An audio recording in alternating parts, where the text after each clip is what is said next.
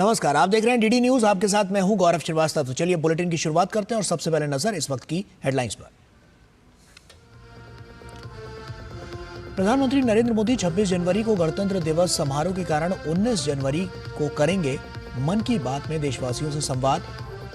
आकाशवाणी और दूरदर्शन के समूचे नेटवर्क पर प्रसारित होगा कार्यक्रम।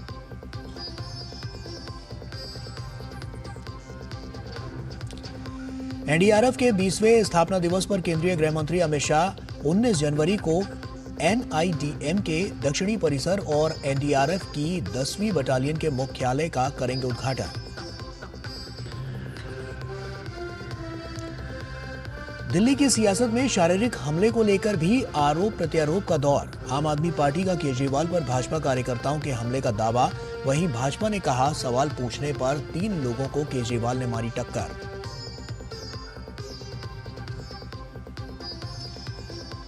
महान तमिल कवि दार्शनिक तिरुवल्लुवर के सम्मान में श्रीलंका के जाफना स्थित सांस्कृतिक केंद्र का नाम बदलकर किया गया तिरुवल्लुवर सांस्कृतिक केंद्र। प्रधानमंत्री मोदी और विदेश मंत्री एस जयशंकर ने किया स्वागत।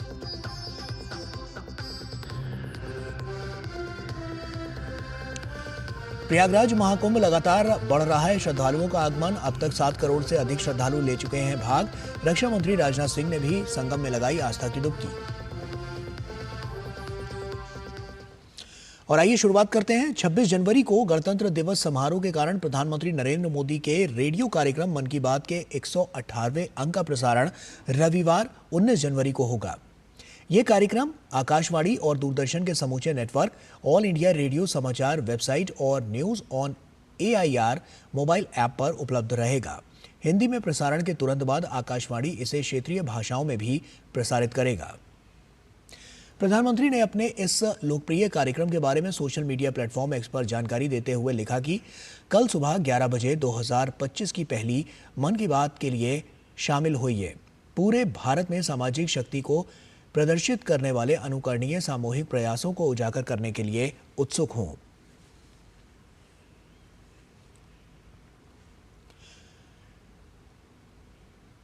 प्रधानमंत्री नरेंद्र मोदी ने स्वामित्व योजना के तहत 65 लाख से अधिक संपत्ति कार्ड वितरित किए हैं। प्रधानमंत्री ने वर्चुअल माध्यम से 50,000 से अधिक गांवों में संपत्ति मालिकों को ये कार्ड प्रदान किए। ये गांव 10 राज्यों और 2 केंद्र शासित प्रदेशों के 230 से अधिक जिलों में फैले हुए हैं। पीएम ने योजना के लाभार्थियों से वर्चुअल माध्यम से संवाद भी किया। प्रधानमंत्री ने इस अवसर को ग्रामीण अर्थव्यवस्था के लिए बहुत ही ऐतिहासिक बताया। ग्रामीण भारत को एक और बड़ा उपहार देते हुए प्रधानमंत्री नरेंद्र मोदी ने शनिवार को 65 लाख से अधिक संपत्ति कार्ड वितरित किए। स्वामित्व योजना के ये लाभार्थी 230 से अधिक जिलों के 50,000 से अधिक गांवों में फैले हुए हैं। बीते 5 वर्ष में 1.5 करोड़ से अधिक संपत्ति कार्ड पहले ही वितरित हो चुके हैं और अब ये संख्या लगभग 2.25 करोड़ तक पहुंच गई है। गाँव में बसे हुए क्षेत्रों में घरों के मालिक परिवारों को मिल्कियत का संपत्ति कार्ड देने वाली ये योजना बेहद लाभकारी सिद्ध हुई है। वर्चुअल माध्यम से पीएम के साथ संवाद में लाभार्थियों ने जीवन में आए सकारात्मक बदलाव के बारे में बताया।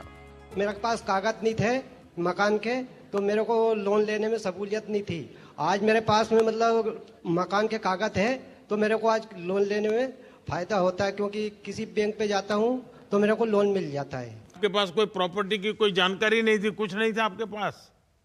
नहीं सर, मेरे पास कुछ नहीं था। तो फिर परेशानी भी आती होगी, लोग भी परेशान? बहुत ज्यादा परेशान थे सर। ये मेरे को स्वामित्व योजना ये कार्ड मिला है सर, मैं और मेरा परिवार बहुत खुश हैं। पहले तो मतलब कुछ नहीं कर सकते थे सर, खेती के भरोसे लोन भी नहीं मिलता था, घर के भरोसे भी लोन नहीं मिलता था। लेकिन स्वामित्व कार्ड आने की वजह से सबको आसानी से लोन मिल रहा है। इसकी वजह से लोग अपना अपना छोटा मोटा बिजनेस कर रहे हैं और खेती भी कर रहे हैं, इसलिए उनकी इनकम डबल हो गई है सर। अब हर गांव के लोगों को अपना मालिकाना हक जो है वो बिल्कुल साफ साफ तय हो गया है। जैसे कि जमीन और संपत्ति से जुड़े जितने भी झगड़े थे वो काफी हद तक तय हो गया है। ग्रामीण भारत के विकास को अपनी सरकार की प्राथमिकता बताते हुए पीएम ने प्रधानमंत्री फसल बीमा योजना को जारी रखने और सस्ती खाद उपलब्ध कराने संबंधी हालिया फैसलों को गिनाया। ग्रामीणों का संपत्ति अधिकार सुनिश्चित करने के महत्व को रेखांकित करते हुए पीएम ने कहा कि पिछली सरकारों ने इस पर ध्यान नहीं दिया था। ये प्रॉपर्टी कार्ड आर्थिक सुरक्षा की बड़ी गारंटी बन चुके हैं। अवैध कब्जों से, कोर्ट में लंबे विवादों से हमारे दलित, पिछड़े और आदिवासी परिवार ही सबसे अधिक परेशान थे, उससे वही प्रभावित थे। अब कानूनी प्रमाण मिलने से उनको इस संकट से मुक्ति मिल रही है। स्वामित्व योजना संपत्तियों के मुद्रीकरण एवं बैंक ऋण के माध्यम से संस्थागत ऋण को संभव बनाने, संपत्ति संबंधी विवादों को कम करने, ग्रामीण क्षेत्रों में संपत्तियों और संपत्ति कर के बेहतर आकलन और ग्राम स्तर की व्यापक योजना के निर्माण में भी बहुत काम आ रही है। एक आकलन है कि सभी गांवों में प्रॉपर्टी कार्ड बनने के बाद 100 लाख करोड़ रुपए से ज्यादा की आर्थिक गतिविधि का रास्ता खुल जाएगा। आप कल्पना कर सकते हैं कितनी बड़ी पूंजी देश की अर्थव्यवस्था से जुड़ने जा रही है। ग्रामीण भारत का विकास मोदी सरकार की सर्वोच्च प्राथमिकता रही है। गांव में रहने वाले लोगों का जीवन स्तर सुधारना और वहां नए अवसर उपलब्ध कराने की दिशा में लगातार कदम उठाए जा रहे हैं। स्वामित्व योजना भी इस दिशा में किया गया बेहद कारगर प्रयास है। देश के लगभग आधे गांवों में इससे जुड़े सर्वेक्षण का काम पूरा किया जा चुका है। Bureau report, DD news. और केंद्र सरकार की स्वामित्व योजना के लाभार्थी नागपुर के रोशन पाटिल ने संपत्ति कार्ड के लिए सरकार के प्रति आभार प्रकट किया। स्वामित्व कार्ड योजना तो ली है मैंने, उसके साथ पीएम उज्ज्वला गैस योजना का भी फायदा लिया है और उसके बराबर मैंने किसान सम्मान निधि योजना का भी लाभ ले चुका हूँ। पीएम सुरक्षा योजना का भी लाभ मिल रहा है और ऐसे आयुष्मान कार्ड का भी लाभ मिल रहा है। ऐसे आदि योजनाओं का लाभ केंद्र सरकार द्वारा मिल रहा है, तो मैं बहुत बड़ा आभारी हूँ उनका। प्रधानमंत्री नरेंद्र मोदी 22 जनवरी को मेरा बूथ सबसे मजबूत कार्यक्रम के तहत भाजपा कार्यकर्ताओं से संवाद करेंगे। एक एक्स संदेश में प्रधानमंत्री ने कहा कि दिल्ली ने विधानसभा चुनाव में भाजपा को प्रचंड जीत दिलाने की ठान ली है। 22 जनवरी को दोपहर 1 बजे मेरा बूथ सबसे मजबूत कार्यक्रम में समर्पित कार्यकर्ताओं से संवाद का सुअवसर मिलेगा। इसके लिए आप अपने विचार जरूर साझा करें। मैं आपसे कुछ लोगों से बात करूंगा।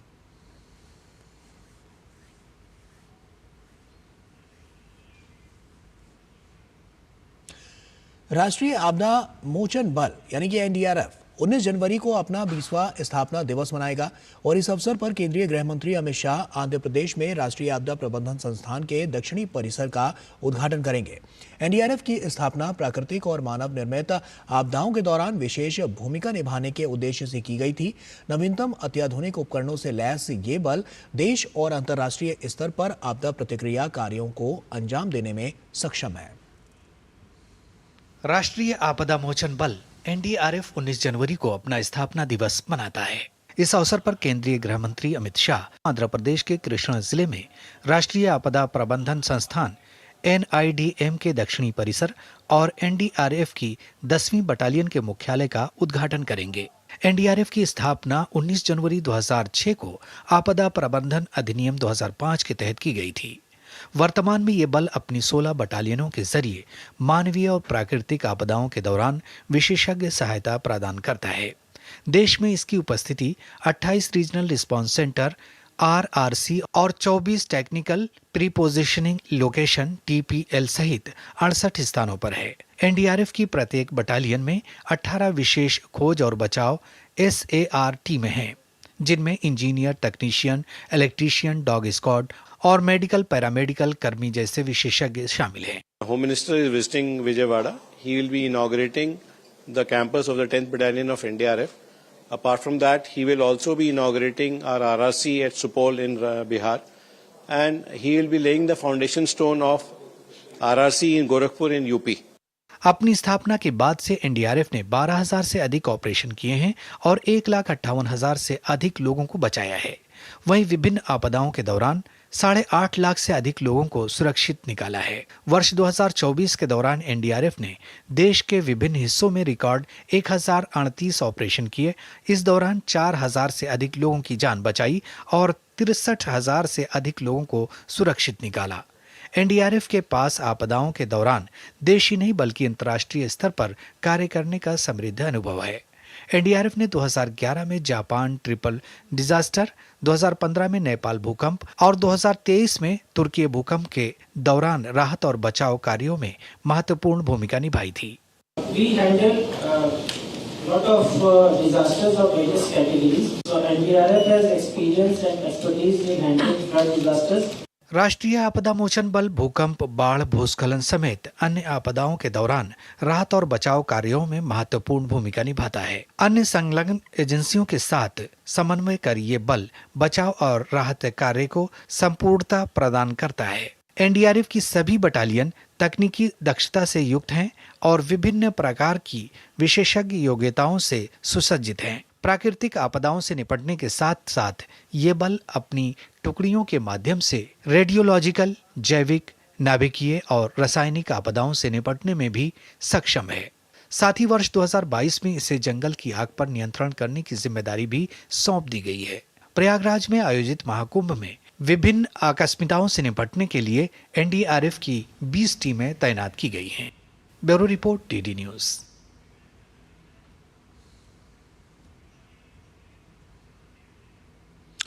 और राष्ट्रीय आपदा मोचन बल यानी कि एनडीआरएफ 19 जनवरी को अपना स्थापना दिवस मनाएगा और इस अवसर पर केंद्रीय गृह मंत्री अमित शाह आंध्र प्रदेश में आयोजित एनडीआरएफ के कार्यक्रम में हिस्सा लेंगे। इस विषय पर केंद्रीय गृह मंत्री ने सोशल मीडिया साइट एक्स पर लिखा, अपनी विशुद्ध पेशेवर प्रतिबद्धता के साथ एनडीआरएफ विश्व स्तर पर एक प्रशंसित आपदा मोचन बल के रूप में विकसित हुआ है। कल 20वें एनडीआरएफ स्थापना दिवस कार्यक्रम में भाग लेने के लिए विजयवाड़ा, आंध्र प्रदेश पहुंचा हूं और इसके अलावा 10वें एनडीआरएफ बटालियन परिसर और एनआईडीएम के दक्षिण परिसर का उद्घाटन करूंगा। कार्यक्रमों में भाग लेने के लिए उत्सुक हूं।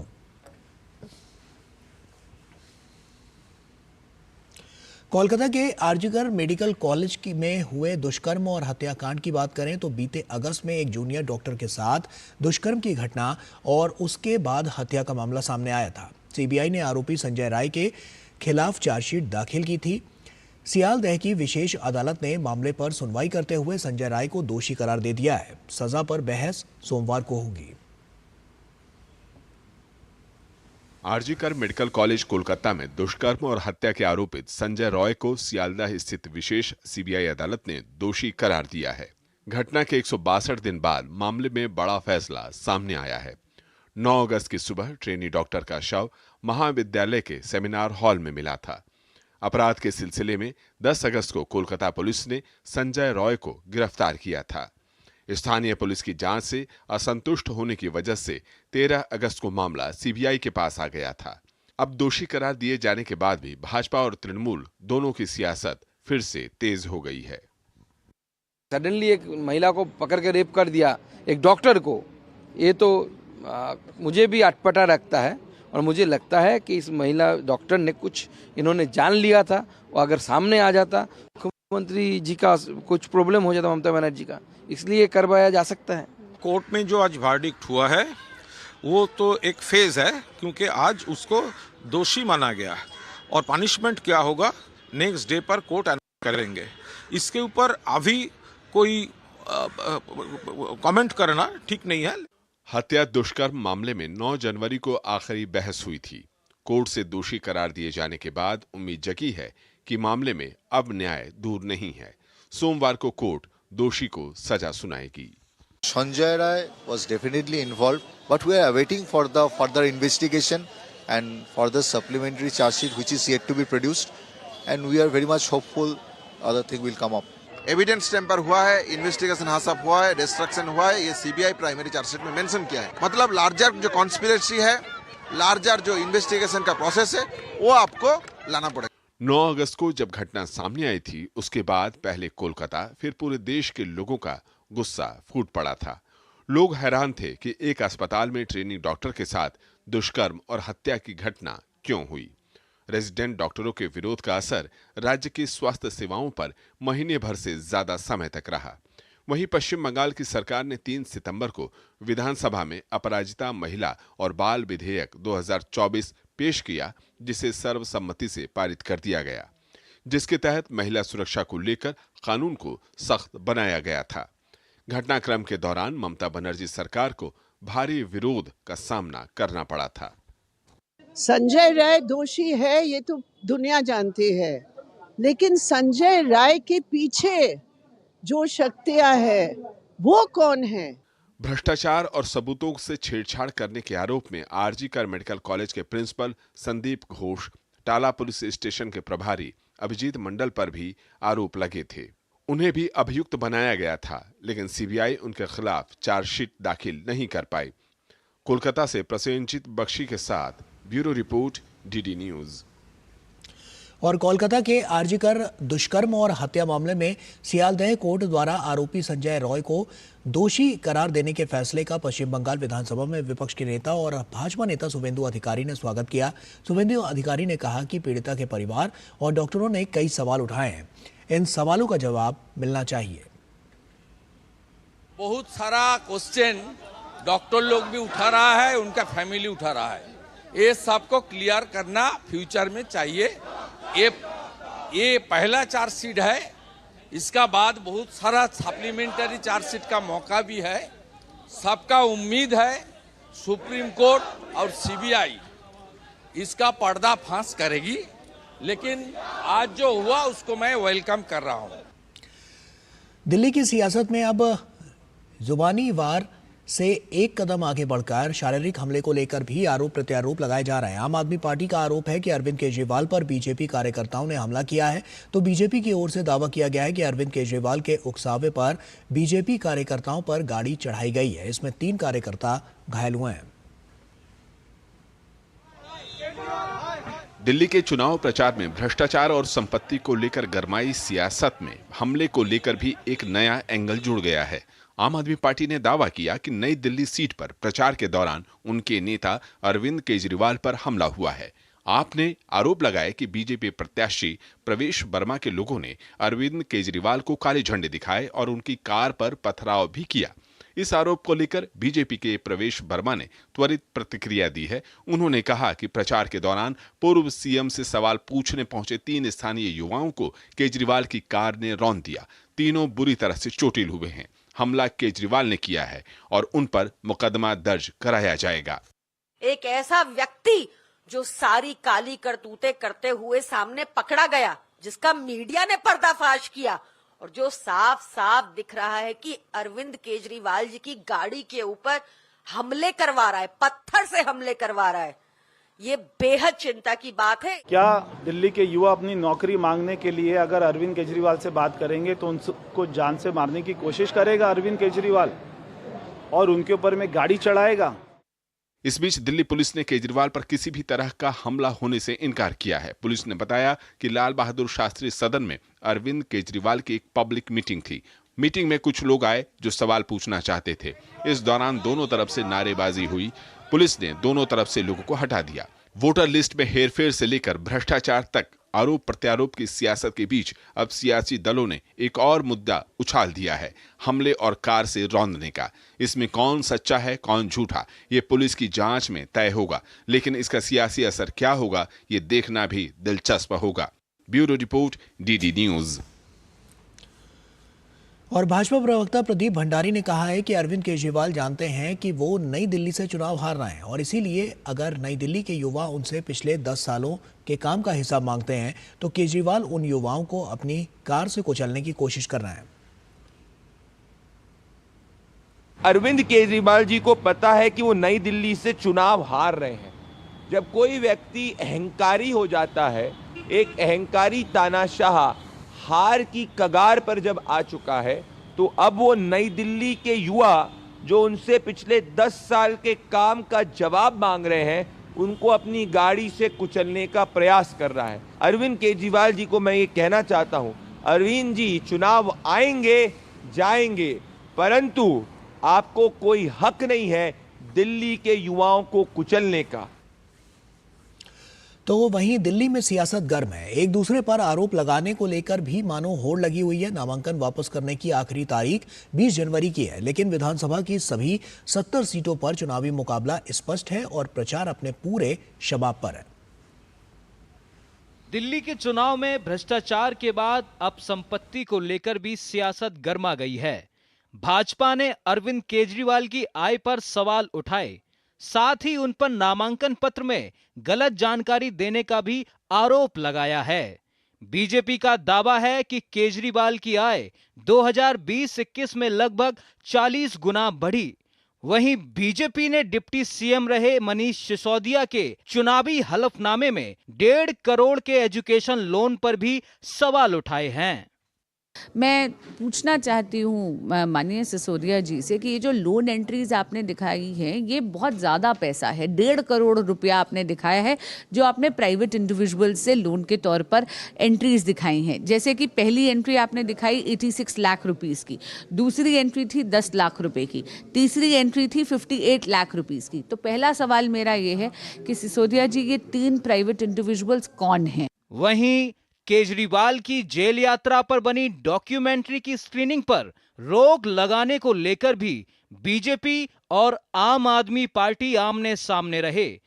दिल्ली पुलिस ने पहले इजाजत न लेने को स्क्रीनिंग रोकने की वजह बताई। इस बीच घोषणा पत्र जारी हो जाने के बाद भी पार्टियों की ओर से वादों का दौर लगातार जारी है। अरविंद केजरीवाल ने दिल्ली में रहने वाले किराएदारों को लेकर नया वादा किया है। चुनाव के बाद हमारी सरकार बनने के बाद हम ऐसी योजना लेके आएंगे और ऐसा वो बनाएंगे, सिस्टम बनाएंगे जिससे किराएदारों को भी फ्री बिजली और फ्री पानी का बेनिफिट मिलना चालू हो।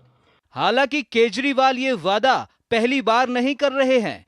2017 में वो किराएदारों को सस्ती बिजली देने का वादा पहले कर चुके हैं, लेकिन ये कभी अमल में नहीं आया। दिलचस्प है कि चुनावों में तीनों प्रमुख पार्टियां एक दूसरे को बी टीम साबित करने पर जुटी हैं, लेकिन कांग्रेस नेता अजय माकन ने आप के साथ गठबंधन न होने का ठीकरा आप पर फोड़कर बहुत कुछ साफ कर दिया है।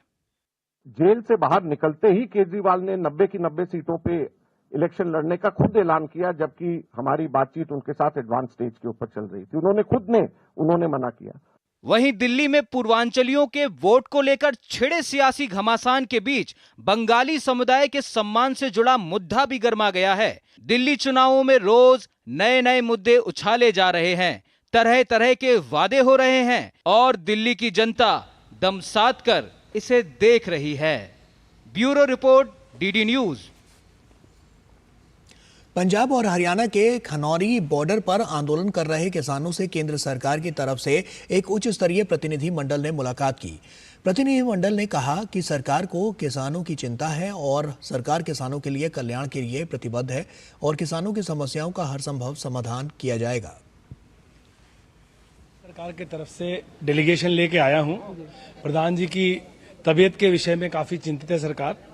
उनका कुशल क्षेम लिया है हम लोगों ने।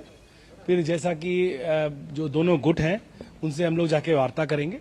यही बात हुई कि जो गुट है दोनों, उनसे हम बात करें। चिंता है तभी भारत सरकार से हम लोग एक हाई लेवल डेलीगेशन आया है जानने के लिए और कुछ रास्ता निकालने के लिए। और केंद्रीय कृषि, किसान कल्याण और ग्रामीण विकास मंत्री शिवराज सिंह चौहान ने शनिवार को कहा कि कर्नाटक सरकार ने केंद्र सरकार द्वारा आवंटित धन का उपयोग नहीं किया है। उन्होंने राज्य सरकार से समय पर धन का उपयोग करने और प्रमाण पत्र जमा करने की अपील की। कर्नाटक सरकार के कृषि मंत्री, रूरल डेवलपमेंट मिनिस्टर और रेवेन्यू मिनिस्टर के साथ मैंने भारत सरकार की योजनाओं को रिव्यू किया।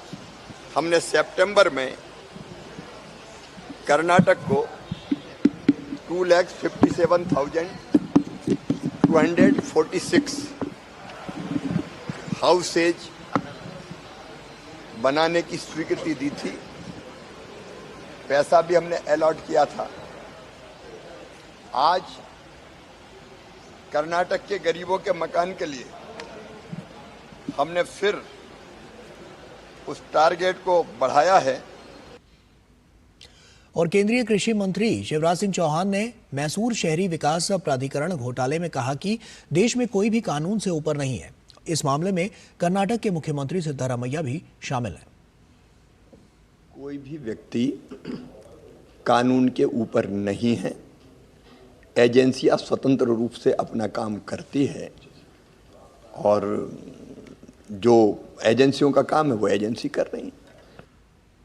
लोकसभा में नेता प्रतिपक्ष राहुल गांधी ने बिहार की राजधानी पटना स्थित बापू सभागार में सिविल सोसाइटी की ओर से आयोजित संविधान सुरक्षा सम्मेलन में भाग लिया। सम्मेलन में अपने संबोधन के दौरान राहुल गांधी ने बिहार में हुई जातीय जनगणना को फर्जी बताया। गौरतलब है कि बिहार में जातीय जनगणना के समय कांग्रेस भी बिहार सरकार का हिस्सा थी। अपनी सरकार में हुई जनगणना को राहुल गांधी ने मानने से इनकार कर दिया। उन्होंने लोगों की सच्ची भागीदारी के लिए सत्ता में वापस आने के बाद फिर से जातीय जनगणना कराने पर जोर दिया। हमें यह पता लगाना है कि सच्ची स्थिति क्या है, सच्ची सिचुएशन क्या है। जाति जनगणना और हम छोड़ने वाले नहीं है। और ये बिहार वाला जाति जनगणना नहीं, ये फेक जो जाति जनगणना इन्होंने किया है लोगों को बेवकूफ बनाने वाला, ये नहीं। और जाति जनगणना के बाद आप क्या एक्शन लेंगे वो सबसे जरूरी है। जाति जनगणना क्या है? जाति जनगणना एक्सरे जैसा है। केंद्रीय स्वास्थ्य और परिवार कल्याण मंत्री जेपी नड्डा ने IIMM में हेल्थ केयर समिट को संबोधित किया और इस दौरान उन्होंने उद्योगों और शिक्षाविदों से देश के लिए बेहतर स्वास्थ्य देखभाल बनाने के लिए रोडमैप का सुझाव देने का भी आह्वान किया। स्वास्थ्य मंत्री ने कहा कि भारत के स्वास्थ्य क्षेत्र में पिछले एक दशक में अद्वितीय विकास हुआ है। उन्होंने बताया कि मेडटेक क्षेत्र तेजी से विकसित हो रहा है और 2030 तक इसके $30 बिलियन तक पहुंचने की उम्मीद है। साथ ही स्वास्थ्य मंत्री ने IIMA द्वारा आयोजित हेल्थ केयर हैकाथॉन के विजेताओं को भी सम्मानित किया। उपराष्ट्रपति जगदीप धनखड़ लक्षद्वीप की अपनी 3 दिवसीय आधिकारिक यात्रा के दौरान अगत्ती द्वीप पहुंचे। अगत्ती हवाई अड्डे पर उपराष्ट्रपति और उनकी पत्नी का औपचारिक स्वागत किया गया। इसके बाद उपराष्ट्रपति को सशस्त्र बलों द्वारा गार्ड ऑफ ऑनर दिया गया और स्कूल बैंड द्वारा स्वागत किया गया। उपराष्ट्रपति ने एक सार्वजनिक कार्यक्रम के दौरान द्वीपवासियों को संबोधित किया। इसके अलावा विकसित भारत विकसित लक्षद्वीप कार्यक्रम के तहत उपराष्ट्रपति ने कल्पेनी द्वीप पर आधुनिक नंद घर, आंगनबाड़ी केंद्र और बंगाराम द्वीप पर पर्यटन क्षेत्र में अंतर्राष्ट्रीय स्तर की टेंट सिटी का उद्घाटन किया। उपराष्ट्रपति ने पात्र लाभार्थियों को लैपटॉप, साइकिल, किसान क्रेडिट कार्ड, PMJAY कार्ड और प्रधानमंत्री सूर्य घर मुफ्त बिजली सहित केंद्र सरकार की विभिन्न योजनाओं के तहत लाभार्थी कार्ड भी वितरित किए। केंद्रीय मंत्री सूचना एवं प्रसारण मंत्री अश्विनी वैष्णव ने मुंबई में आयोजित IIT के पूर्व छात्रों के एक कार्यक्रम को संबोधित करते हुए कहा कि IIT भारत की वैश्विक पहचान है। अगले दशक में वैश्विक परिदृश्य बदल जाएगा और उसमें भारत एक प्रमुख भूमिका निभाएगा। वैष्णव ने कहा कि प्रधानमंत्री का विजन है कि तकनीक सबके लिए सुलभ होनी चाहिए, साथ ही देश में अधिक से अधिक नई संरचनाओं का निर्माण भी करना होगा।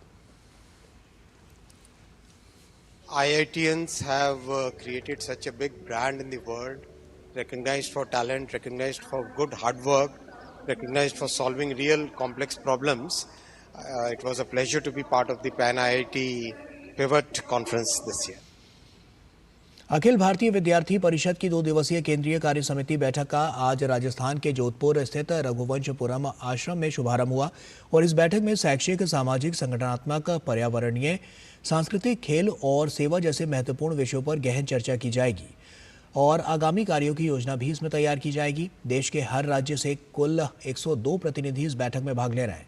आज बैठक में राष्ट्रीय स्वयंसेवक संघ के सह सरकार्यवाह मुकुंद CR विशेष तौर पर उपस्थित रहे। बैठक में वर्तमान शैक्षिक, राष्ट्रीय एवं सामाजिक परिस्थितियों पर चर्चा के साथ विचार बैठक 2025 के स्वरूप और प्रारूप, 17वें राष्ट्रीय अधिवेशन की समीक्षा और विद्यार्थियों से जुड़े मुद्दों के अनुवर्तन पर विचार किया गया। बैठक में परिसर चलो अभियान, भारतीय गणतंत्र के 75 वर्ष, स्वामी दयानंद सरस्वती की 200वीं जयंती, रानी दुर्गावती की पंचशती पूर्ति और संघ शताब्दी वर्ष जैसे विशेष अभियानों की योजनाएं बनाई गई।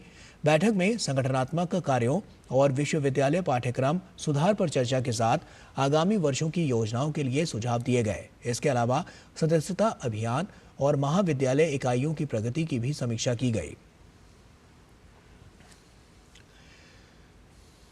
दुर्गम पहाड़ी रास्तों और शून्य तापमान वाले इलाकों में ट्रेनों का परिचालन बहुत मुश्किल होता है, क्योंकि पानी के टैंक बर्फ में तब्दील हो जाते हैं और इंजन के शीशे पर बर्फ के टुकड़े अवरोध पैदा करते हैं। लेकिन अब वंदे भारत ट्रेन को कश्मीर समेत अनेक बर्फबारी वाले इलाकों में दौड़ाने के लिए नई तकनीक के सहारे विशेष रूप से तैयार किया गया है। वंदे भारत की नई ट्रेन का हमारे सहयोगी राजेश राज ने जायजा लिया और उत्तर रेलवे के CPRO हिमांशु शेखर उपाध्याय से विशेष बातचीत की। देखिए।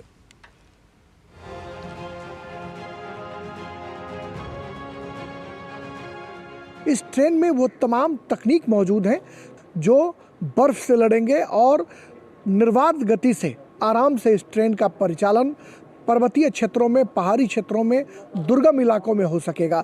ये हम जानने के लिए चलेंगे ट्रेन के भीतर और वहाँ बातचीत करेंगे CPRO नॉर्दर्न रेलवे से।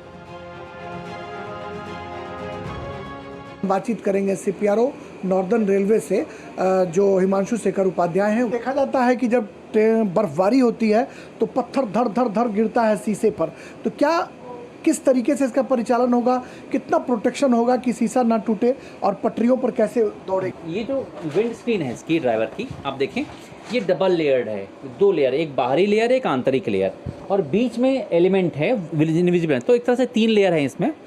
तो इसमें क्या है कि जो हीटिंग एलिमेंट है वो इसको, जो विंड स्क्रीन का ग्लास है, इसको गर्म रखते हैं। गर्म होने के कारण बर्फ़ यहाँ आएगी भी, स्नो आएगी भी, तो वो मेल्ट होकर नीचे या ऊपर की तरफ हवा के जोर से चली जाएगी, वो यहाँ पे चिपकेगी नहीं, तो ड्राइवर को आगे का जो भी ट्रैक होगा, सिग्नल होगा, आसानी से दिखेगा। दूसरा, यदि कोई बर्फ़ बची खुची रह जाती है या मॉइस्चर की वजह से भाप आ जाती है, उससे बचने के लिए ये जो इनके वाइपर हैं, वाइपर के जो वॉशर्स हैं उसमें से गर्म पानी स्प्लैश होगा, उसकी फुहार आएगी, जिससे कि बची खुची बर्फ़ हट जाएगी, और साथ ही साथ अगर वेपर वगैरह आता है या भाप जैसी कुछ आती है जो विजिबिलिटी इम्पेयर करती है, तो वो भी हट जाएगी। इस रेक को -0 टेम्परेचर पर भी इफेक्टिव रहना है यहाँ के थर्मोस्टेट को, इसलिए इसमें जो थर्मोस्टेट लगा है वो बेहतर क्वालिटी का है। अलग से डक्ट भी दी गई है जिस ब्लोवर की, ताकि आराम से इसमें जो है लोग बैठ सकें और टेम्परेचर रेगुलेशन बेहतर तरीके से हो सके। अमूमन देखा जाता है कि बाथरूम में AC या ब्लोअर नहीं होते हैं, जी, जिसकी वजह से लोगों को काफ़ी ठंडा लगता है। जी, उसका प्रोटेक्शन इसमें रहेगा? बिल्कुल रहेगा, और चूंकि इस ट्रेन को डिज़ाइन किया जा रहा है 0 से कम डिग्री, -10, -15 डिग्री में चलने के लिए, तो बहुत ज़्यादा ठंड होती है और अंदर टेम्परेचर 20-25 डिग्री के आसपास मेंटेन होगा। उससे अचानक से आदमी निकल के -10 में पहुंचेगा तो परेशानी हो सकती है उसको। इसके लिए यहाँ पे भी वेंट दिए गए हैं ब्लोवर के। जो हमारे वाटर टैंक होते हैं और वाटर टैंक की जो बाकी वाटर सप्लाई पाइप्स होती हैं, उनमें पानी बर्फ़ में कन्वर्ट हो जाता है, जम जाता है, जिसकी वजह से वाटर सप्लाई नहीं हो पाती है। तो वहाँ वाटर सप्लाई इस रेक में बनी रहे माइनस में भी, इसके लिए जो वाटर टैंक हैं और जो सप्लाई पाइप हैं उनमें सिलिकॉन इंसुलेशन पैड दिए गए हैं और हीटिंग एलिमेंट दिए गए हैं, ताकि ये रेक जो है इसमें ठंड में भी, बर्फबारी में भी पानी न जमे। कि ये ट्रेन मुश्किल हालात में चल पाएंगे और 0 डिग्री टेम्परेचर भी जहां पर होगा वहां पर इस ट्रेन का परिचालन सुनिश्चित किया जा सकेगा।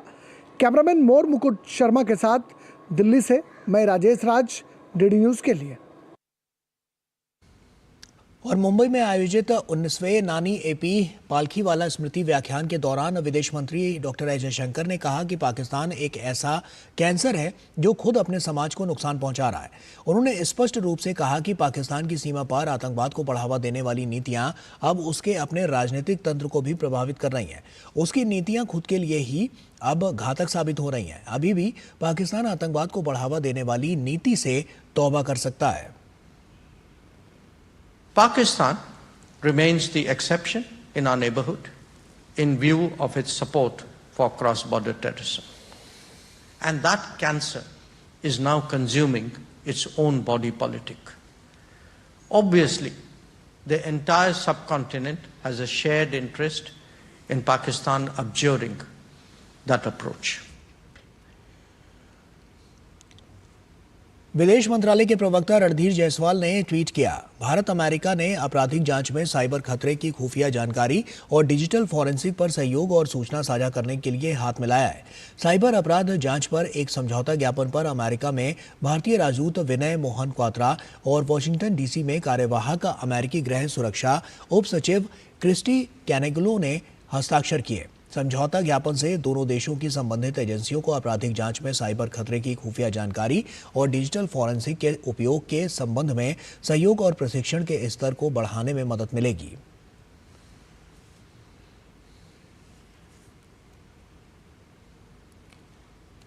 वाणिज्य और उद्योग मंत्री पीयूष गोयल 18 से 20 जनवरी तक 3 दिवसीय दौरे पर बेल्जियम के ब्रसेल्स में हैं।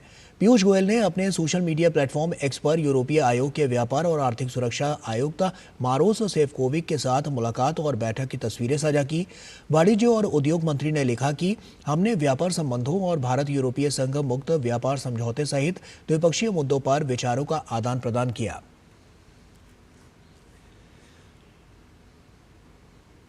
महान तमिल कवि दार्शनिक तिरुवल्लुवर के सम्मान में श्रीलंका के जाफना स्थित सांस्कृतिक केंद्र का नाम बदलकर तिरुवल्लुवर सांस्कृतिक केंद्र किया गया है।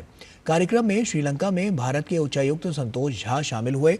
प्रधानमंत्री नरेंद्र मोदी ने अपने एक्स संदेश के माध्यम से भारतीय उच्चायुक्त के इस कदम की प्रशंसा की। प्रधानमंत्री ने कहा कि जाफना में भारतीय सहायता से निर्मित सांस्कृतिक केंद्र का नाम तिरुवल्लुवर सांस्कृतिक केंद्र रखने का स्वागत है। महान तिरुवल्लुवर को श्रद्धांजलि देने के अलावा ये भारत और श्रीलंका के लोगों के बीच गहरे सांस्कृतिक, भाषाई, ऐतिहासिक और सभ्यगत संबंधों का भी प्रमाण है।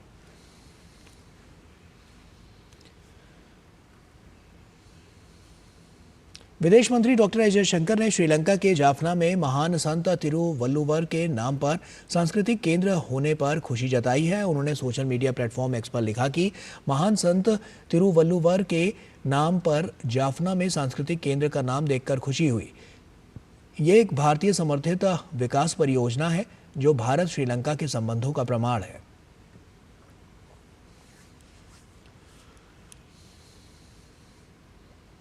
और आइए अब बात करते हैं दिव्य भव्य महाकुंभ की।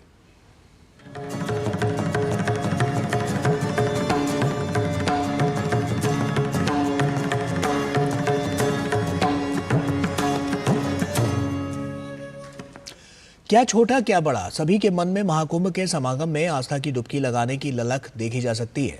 प्रयागराज में शनिवार को 42 लाख से अधिक और अब तक 7.72 करोड़ से अधिक श्रद्धालु पवित्र संगम में पावन स्नान कर पुण्य के भागी बने हैं।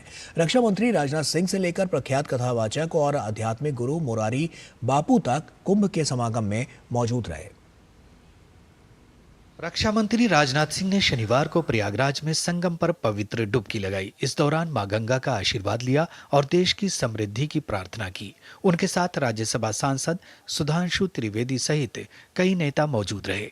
राजनाथ सिंह ने महाकुंभ के भव्य आयोजन की सराहना की और श्रद्धालुओं के लिए की गई व्यवस्थाओं का जायजा भी लिया। रक्षा मंत्री ने महाकुंभ को आध्यात्मिक और सांस्कृतिक पर्व बताया। ये हमारी सनातन संस्कृति का ही यह परिणाम है, इतना बड़ा आयोजन इस स्थान पर हो रहा है। इस बीच प्रख्यात कथावाचक और आध्यात्मिक गुरु मुरारी बापू भी महाकुंभ नगरी पहुंचे, जहां छतनाग स्थित गंगा तट पर अपने शिविर कैलासा कुटीर में राम कथा का वाचन करेंगे।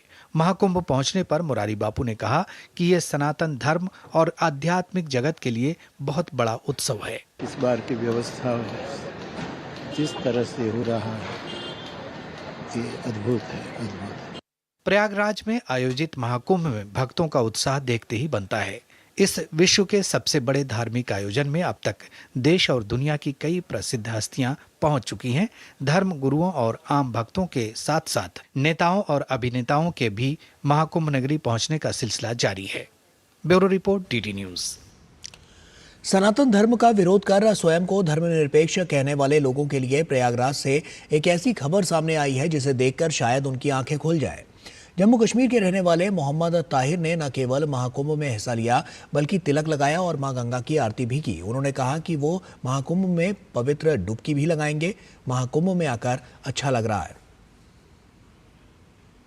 ताहिर यार त्रिपुंड लगाए हो? हाँ बिल्कुल, क्यों नहीं, हमें भी अनुभव करना था इस कल्चर को। 3 चीज जो मुझे बहुत अच्छी लगी है वो है सुरक्षा, सफाई और श्रद्धा। जब हम एक दूसरे से मिलते हैं तो कोई परिचय तो वैसे भी नहीं करते हैं कि आप कौन है क्या है, जिससे सब श्रद्धालु आगे बढ़ रहे हैं। वैसे मैं भी उन्हीं के साथ बढ़ता गया। अभी गंगा आरती करके आए हम, वहाँ तिलक वगैरह भी हमने लगाया है और कल सुबह सुबह जा रहे हैं स्नान के लिए भी।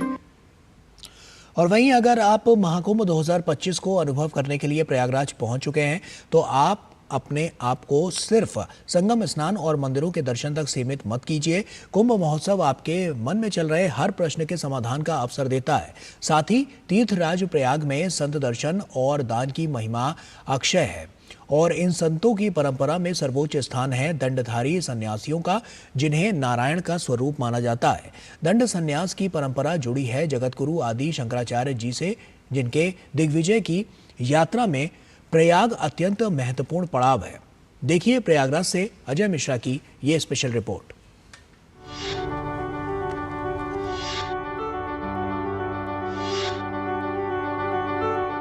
समुद्र मंथन के क्रम में प्रयागराज, उज्जैन, नासिक और हरिद्वार, इन 4 जगहों पर अमृत की कुछ बूंदें छलकने को कुंभ महोत्सव का मूल कारण माना जाता है। आधुनिक युग में कुंभ महोत्सव और कुंभ आयोजन का स्वरूप काफी हद तक बदल चुका है, लेकिन इसकी आत्मा आज भी उसी सनातन संस्कृति के साथ जुड़ी है, जिसके मूल में त्याग, तपस्या, श्रद्धा और विश्वास है। कुंभ में आए सभी संप्रदायों के अखाड़े अपनी रंग बिरंगी आभा और अपने पूरे वैभव के साथ अमृत स्नान के लिए निकलते हैं, तो लाखों श्रद्धालु उनके दर्शन के लिए उमड़ पड़ते हैं, जो महाकुंभ महोत्सव का केंद्र बिंदु है। इन अखाड़ों का सांस्कृतिक इतिहास और कुंभ मेले का आयोजन एक दूसरे के पूरक हैं। हमारी वैदिक परंपरा कहीं लुप्त न हो जाए, इसके लिए वो आज जगतगुरु शंकराचार्य महाराज का प्रादुर्भाव हुआ। 16 साल की अवस्था में उन्होंने संपूर्ण भारत में भ्रमण करके और वैदिक धर्म का सांस्कृतिक रीति से हमारे यहाँ उन्होंने उसका उत्थान किया। आदि गुरु शंकराचार्य द्वारा स्थापित 4 पीठों में 4 शंकराचार्य और इनकी ही संन्यास परंपरा से जुड़े 13 अखाड़े इस महाकुंभ की सबसे बड़ी शोभा है। प्रयागराज की धरती समकालीन 2 उद्भट विद्वानों आदि शंकराचार्य और कुमारिल भट्ट के मिलन की साक्षी रही है। 130 फीट ऊंचे इस मंदिर में श्री आदि शंकराचार्य की प्रतिमा स्थापित की गई है। देवी कामाक्षी और 51 शक्तिपीठ के अलावा तिरुपति बालाजी और सहस्त्र योग लिंग के साथ 108 शिवलिंग मंदिर में स्थापित है। आदि शंकराचार्य जी की ही परंपरा में धर्म की रक्षा के लिए दंड धारण करने वाले दंडी सन्यासियों की परंपरा आरंभ हुई। शंकराचार्य भगवान ने 4 स्थानों की स्थापना की, उसमें पूर्व, पश्चिम, उत्तर, दक्षिण 4 महापुरुष शंकराचार्यों की स्थापना करने के बाद उन्होंने धर्म की रक्षा का दायित्व उन्हें दिया। फिर उन महापुरुषों ने, शंकराचार्यों ने अपने पथ में, अपने पंथ में सन्यासियों की संख्या बढ़ाना शुरू किया। जो अखाड़े आपने कहा ना, वो अखाड़े इसलिए है संख्या इतनी बढ़े कि साधु महात्मा जन जन में जाकर के वेद रक्षा, धर्म रक्षा का प्रचार प्रसार करें और मूलतः वेद रक्षा, धर्म रक्षा हो सके। आज भी शंकराचार्य चौक कुंभ मेले की शान है, जहां चारों पीठ के शंकराचार्य को यहां पर दर्शन देने के लिए व्यवस्थाएं दी जाती हैं। पुरी के शंकराचार्य स्वामी श्री निश्चलानंद सरस्वती जी ने गंगा सागर में मकर संक्रांति के अवसर पर समुद्र आरती के पश्चात कुंभ 2025 में 14 जनवरी को नगर प्रवेश किया और अपना संदेश दिया। सुसंस्कृत, सुशिक्षित, सुरक्षित, संपन्न, सेवापरायण, स्वस्थ, सभ्यताप्रद व्यक्ति और समाज की संरचना में अपने जीवन का उपयोग और विनियोग हो। गंगा, यमुना, सरस्वती के संगम के समान अपना जीवन अपने और सबके हित में प्रयुक्त और विनियुक्त हो।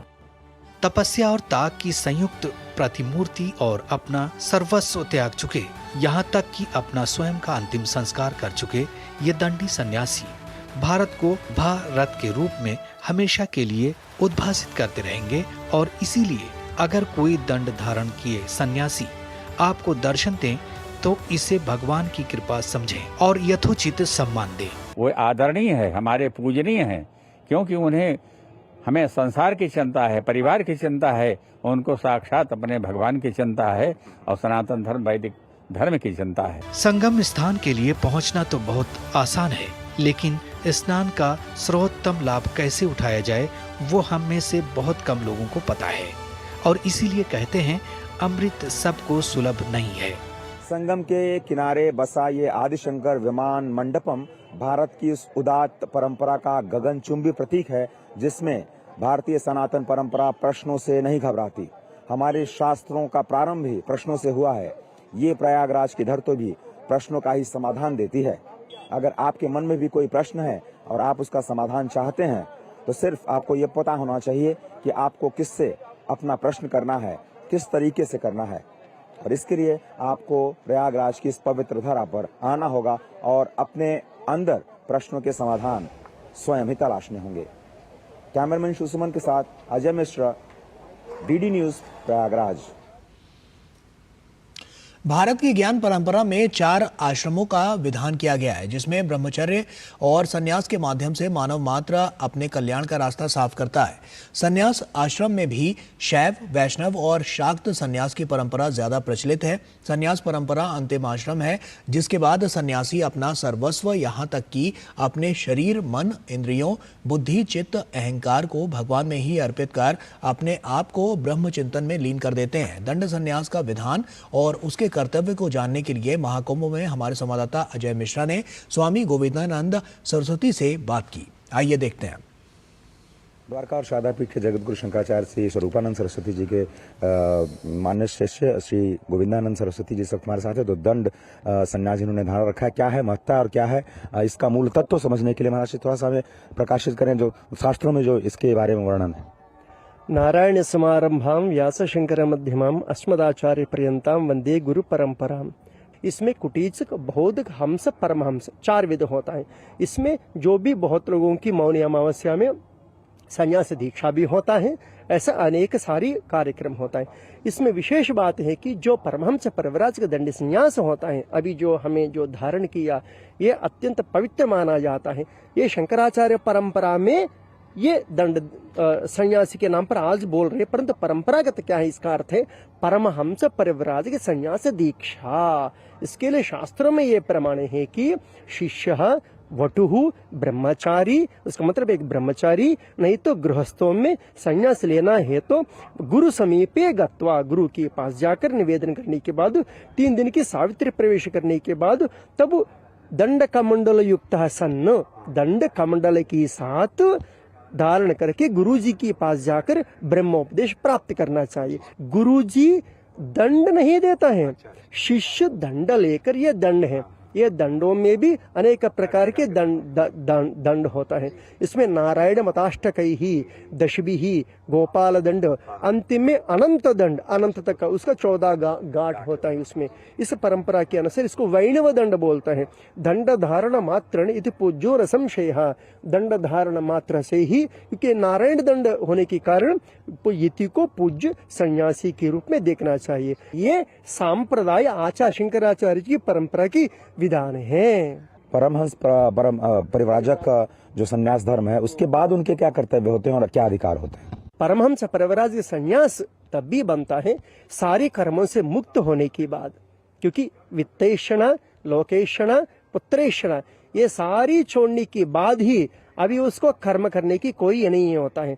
कर्म करना है तो शिकैज्ञ पे तो होना चाहिए, सारी विरजाओं में त्याग कर लेता है। उसका एक ही है, प्रणवा के जप करते हुए मोक्ष के लिए निरंतर शरीर भावना से उठकर जीवात्मा परमात्मा एक ही है, महावाक्यों को चिंतन करते हुए मैं ब्रह्म ही हूं करके मुक्ति पाने के लिए ही साधना करना है। सारी काल संकल्पों से त्याग करने के बाद ही सम्यक न्यासः, ये सन्यासी बनता है। ये तो आपने देखा कि भगवत पाद शंकराचार्य जी ने जो 4 आमनाय पीठ हैं, उसमें 4 अलग अलग जो परम वाक्य हैं, जिसको आपने महावाक्य बोला, उन महावाक्यों का उपदेश होता है और उसी को धारण करके, उस उपदेश को धारण करके उसी का निरंतर और चिंतन और मनन करते हुए जीवात्मा को परमात्मा से मिलाने का जो संयोग है सनातन धर्म में, चाहे वो किसी भी वर्ण का हो, किसी भी धर्म का हो, उसको मोक्ष प्राप्ति का जो परम फल है उससे वंचित नहीं किया गया है। कैमरामैन सुमन के साथ अजय मिश्रा, डीडी न्यूज, प्रयागराज।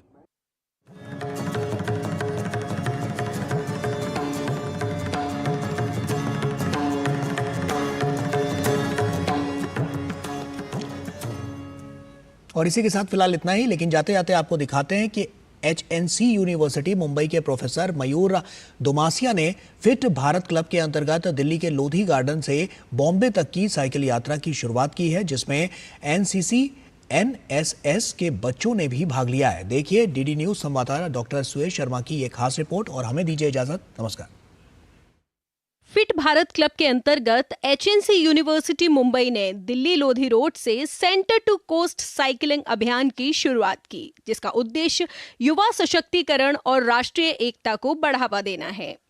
महाराष्ट्र से आए पैरा साइकिलिस्ट प्रोफेसर मयूर दुमासिया ने अपने 11 साइकिलिस्ट छात्रों के साथ लोधी गार्डन दिल्ली से मुंबई तक की साइकिल यात्रा की शुरुआत की।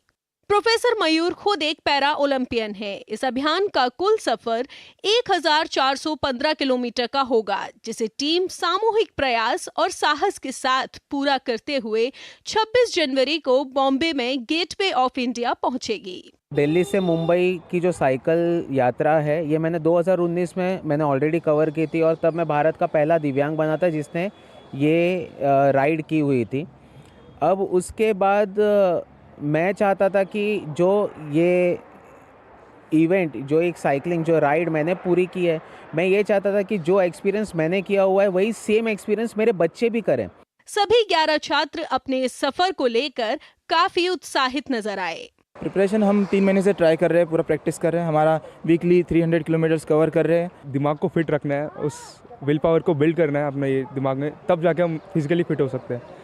और फिट भारत क्लब का भी वही एक मेन मोटिव है। एक्साइटमेंट तो बहुत ज़्यादा है। जो हमारा रूट है दिल्ली से लेकर मुंबई, वो राजस्थान से जाएगा, जो गुजरात से जाएगा, हरियाणा से जाएगा, तो जो हमें सीनरी दिखेगी वो तो बहुत ज़्यादा अमेजिंग होगी। बहुत अच्छा एक्सपीरियंस होने वाला है और साइकिलिंग के साथ साथ हम फिटनेस भी प्रमोट करेंगे और साथ में हमको नए नए स्टेट्स को एक्सप्लोर करने का भी मौका मिले। हम फिटनेस प्रमोट कर रहे हैं, सो हमने बहुत सारे फिटनेस मेजर्स लिए हैं, 2-3 महीना प्रिपेयर किया है, अपना डाइट बहुत अच्छा रखा है।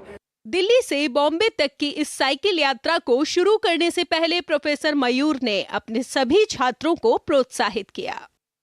कदम रुकने नहीं चाहिए, पेडल मारते जा, सिटी बताते जा और साइकिल चलाते जा, बस यही रहेगा।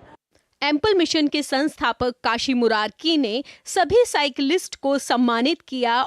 जो झील मयूर में है कुछ कर गुजरने की, बहुत कम लोग मिलते हैं अपने जिंदगी में। We'll very shortly see something more coming up, and probably that will be a benchmark again for the societies. ये यात्रा न सिर्फ एक साइकिल यात्रा होने वाली है दिल्ली से मुंबई तक, बल्कि देश के उन तमाम युवाओं के लिए, या ये कहेंगे कि भारत के बाहर भी तमाम उन युवाओं के लिए ये एक बहुत बड़ी प्रेरणा भी साबित होगी कि यदि हमारा दृढ़ निश्चय हो, हम संकल्पित हों, तो कुछ भी असंभव नहीं है, हम कुछ भी कर सकते हैं। कैमरा पर्सन सौरभ बख्शी के साथ मैं डॉक्टर सुयश शर्मा, TT न्यूज़, दिल्ली।